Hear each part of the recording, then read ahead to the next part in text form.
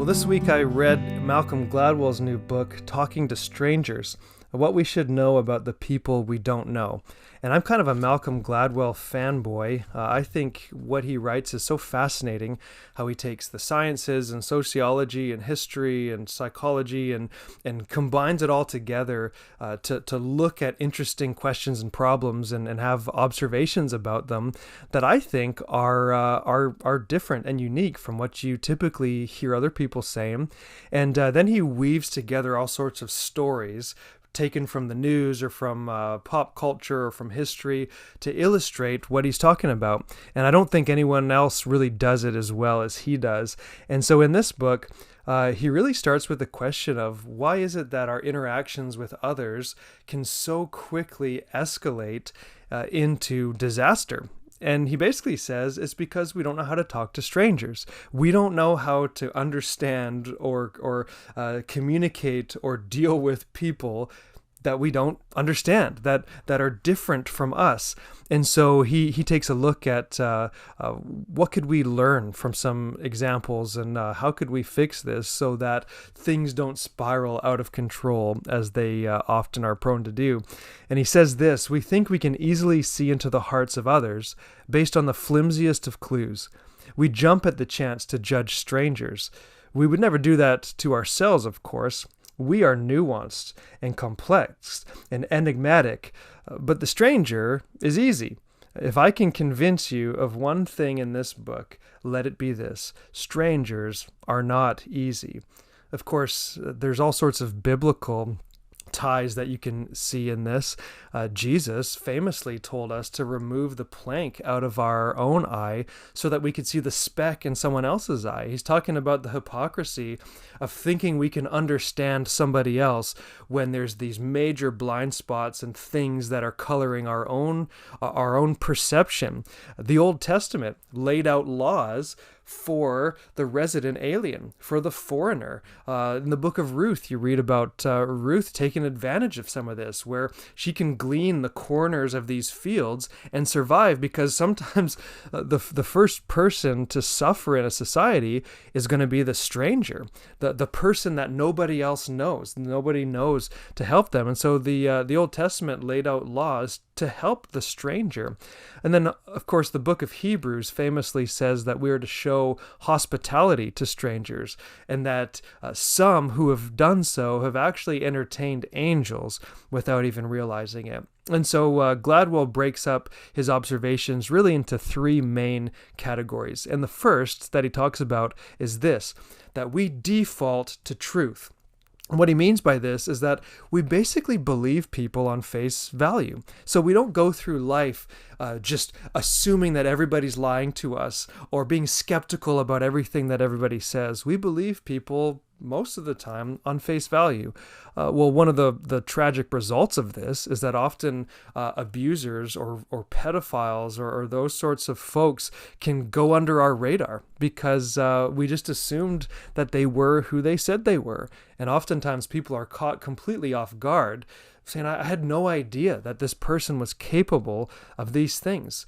And it's because we default to truth. We assume that people are telling the truth. And he says this: we start by believing, and then we stop believing only when our doubts and misgivings rise to the point where we can no longer explain them away.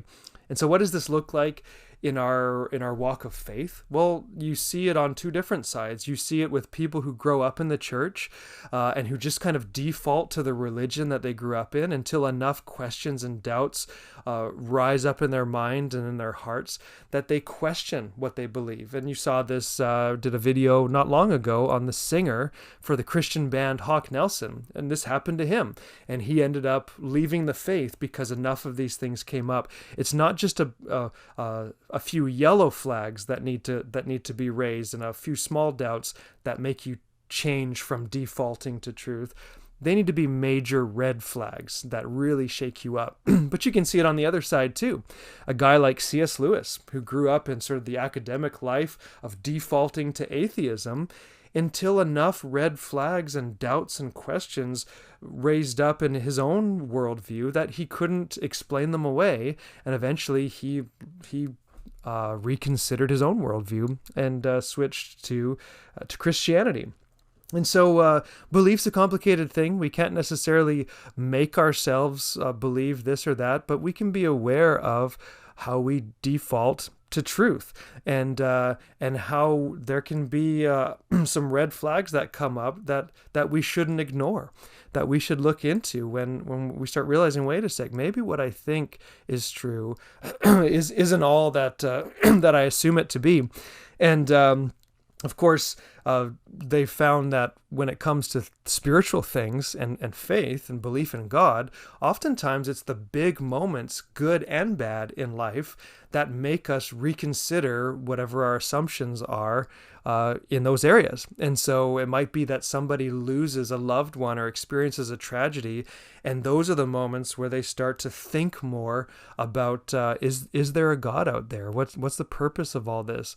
Or in good times too, the moments of great joy. The birth of a child is oftentimes a time when people start thinking about spiritual things where maybe they wouldn't have before. And sometimes the problem is that we're just not curious enough. We just default to whatever truth is easiest, and it's only after some major red flags are raised that we start to reconsider what we believe. And so Gladwell says, pay attention to those red flags. Well, the second thing he talks about is this idea of transparency. And really what he's saying is, oftentimes we believe that people are transparent.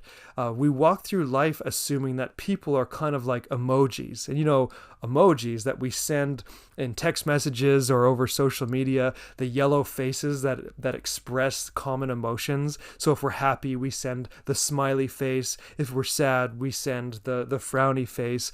And we just sort of assume that people wear their inner emotions on their faces. But is that true?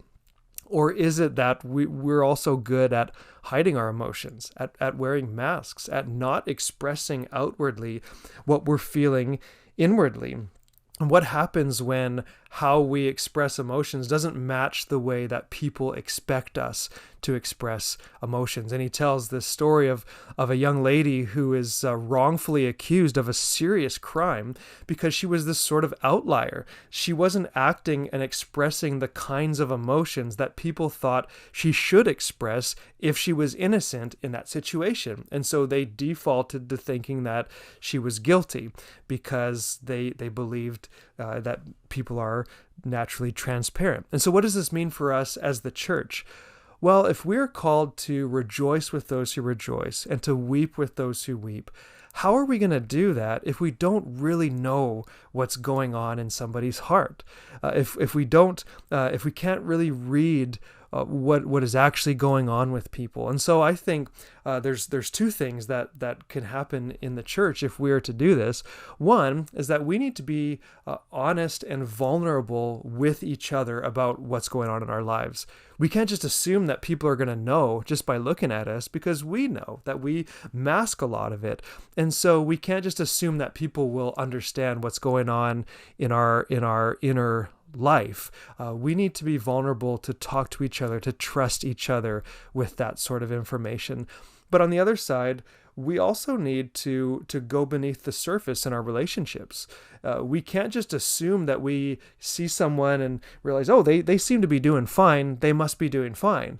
We need to get to a level in our relationships where we can go deeper, where we can say, hey, I know you're smiling and you seem to be doing all right, but are you really doing all right? That is when our relationships will go deeper and we can really start to love each other as the church.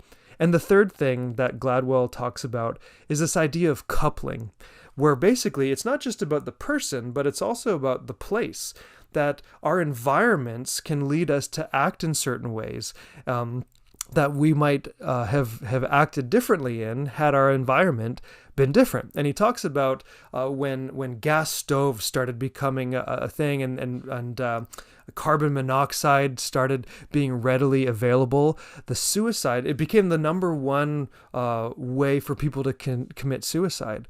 It was this easy, painless way to kill yourself through carbon monoxide. And so some people were saying, well, if someone's determined to kill themselves, then they're going to find a way to kill themselves. They're just going to keep going through these different ways until they're successful. But Gladwell says that's not really the case, because once they eliminated that kind of gas and changed it to something that was less lethal, the suicide rate plummeted. And it turns out that many of these people who were going to kill themselves had the motive and then the method, the opportunity right there in front of them. But when that was taken away and their environment changed, then they actually responded differently in their environment. And it actually tells us that people respond in certain ways in their environment for good or for bad, and people are very tied to their environment. And so I think for us as the church, sometimes we assume if we can just bring people to our church services, then we would reach more people. They would come to see that there's spiritual significance at our worship services. But the thing is that people are tied to and loyal to their environments, and they don't consider churches to be a place of spiritual fulfillment for them. They might see that in nature or on hikes or in a sunset. And so that's why we as the church, we don't want to just bring people to what we're doing. We want to go to them. We want to go into their environments. We want to take the gospel and go to them, to the places that are important to them, and show them how the gospel is relevant to their lives right where they are living. And so what does all this mean ultimately for us as a church? It means that it's hard for the church to reach new people for the same reasons that it's hard for everybody to reach new people. We're bad at talking to strangers. We need to start turning strangers into friends. If we are called to love our neighbors, how are we going to love our neighbors if we don't know our neighbors? Because the truth is that our neighbors in Oak Bay and in Victoria, most of them right now are strangers to us. And so we face all of these issues when we go to interact with them. But if we're intentional to get to know people, to look past the surface, to really take some of the things seriously that Gladwell is saying, I believe it will serve us well as we go to try and love our neighbors. You know, the people who come to church for the first time are typically not just walking in by themselves. They almost always come on the arm of a friend. And those who come back continually to church are those who come with friends, with people that they know and that they love and that they trust. And so Canvas Church, let's go out into our community, even though it's hard right now during COVID, but let's go out there and let's start talking to strangers, because I believe God can use us to love our community, that we might see strangers turn into friends, and that we might be able to share the gospel in the context of the genuine relationships that we build. And so let's go, Canvas. Let's go talk to strangers, and may God use us to be a blessing to our community. We'll see you again soon.